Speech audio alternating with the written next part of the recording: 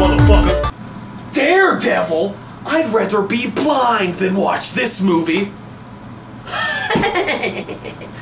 Alright, this was done by Mark Steven Johnson, the guy who went on to helm Ghost Rider, so you know it sucks ass. But he had to go around and tell everyone, oh, it's just like the legendary Frank Miller run on the comic books. It's going to be just like the comic books. So, of course, what does the first 20 minutes of this movie do?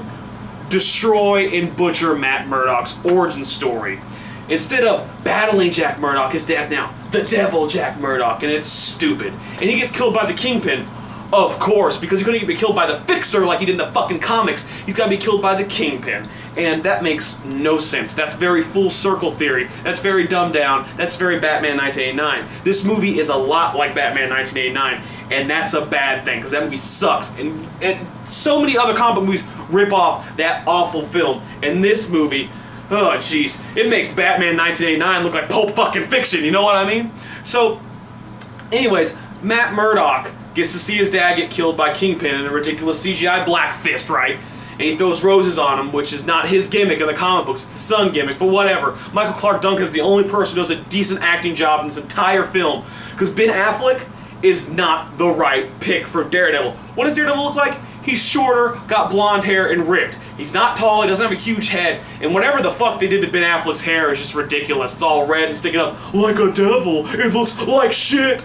And you know, and also, of course, he trained himself to be a ninja master using his radar sense, which is always red in the comic books, so of course it's blue now. So, anyways, he trained himself, which is very like Batman 1989. You see, because in the comic books, Stick, a blind ninja master, trained both Matt Murdock, who became Daredevil, and Elektra. And they were never supposed to meet, much less fall in love, but not in this movie. No way. So, anyways, now we go to Matt Murdock present day after he trained himself how to be a super badass ninja master and throw flash kicks all live long day. And of course he works with Foggy Nelson, who's played by John Favreau, who phones that shit in, and they get paid in fishes and basketballs, and it's stupid.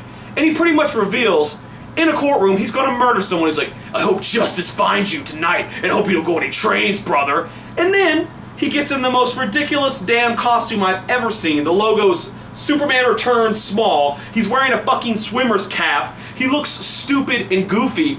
And he's always CGI. I think it's really Ben Affleck one shot in this movie. He's always doing huge flips, Hulk gigantic leaps over things and leaping over buildings and shit. Anyways, he chases this guy down and throws him in front of a train and cracks wise as a train runs over a fucking man. He lets a person die. He murders someone. That's wrong. That's very wrong. And of course, you know, his mask is on like 2 times in this movie. And it always gets kicked off. Elektra kicks his ass, takes his mask off. Kingpin kicks his ass, takes his mask off. Because it's Ben Affleck, he's a big star, we don't want to cover his face. That's more stupid Hollywood thinking that ruins comic book films. Now let's get to Elektra. Now, they got some stupid white horse-faced bitch to play Elektra. Elektra is Greek, okay? Elektra should not be played by alias chick, alright? And when she first meets Matt Murdock, goofy, big-headed, red-haired, murdering Matt Murdock, they decide to do what I do when I usually meet women, engage them in kung fu to see their martial arts supremacy. They have a fucking kung fu fight in front of a recess full of kids, and it's got more wire work than Once Upon a Time in China 3. They're flipping around, they're doing flash kicks, they're throwing everything around. And I was like, wow, there's Matt Murdock totally exposing his secret identity twice in the movie. There's some subplot with Elektra's dad, but it's pretty much, it's stupid, it's pointless. And so also Bullseye shows up around some time in the movie when you're fucking like, oh Jesus, how long is this? And he kills people with safety pins and peanuts, and he has a bullseye carved in his forehead because his name is Bullseye, and he wears a Matrix duster that has holes in the armpits. He does a lot of coke kung fu.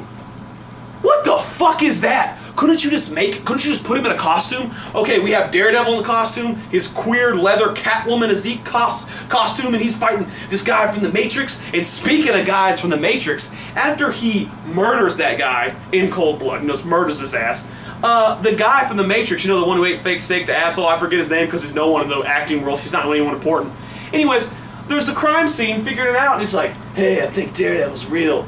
Throws a cigarette, and a huge Daredevil logo sets on fire because there's gasoline. He wrote DD, a blind man wrote a huge DD Daredevil logo in gasoline, and the whole crime scene backs up. And why is this in the movie? Because Mark Steven Johnson's like, I was watching The Crow the other night and I thought it was cool, so I put it in a movie. Hey buddy, instead of watching The fucking Crow, how about you read your shit? Study source material. And oh, you know how I study source material? He puts all the creators' names like Bendis and Quesada and all these other fucking jackholes, and you know, mention Frank Miller's in the movie and John Romita. It's like, dude, don't put the creators names in the movie. Put their creations in the movie. Treat the source material with respect.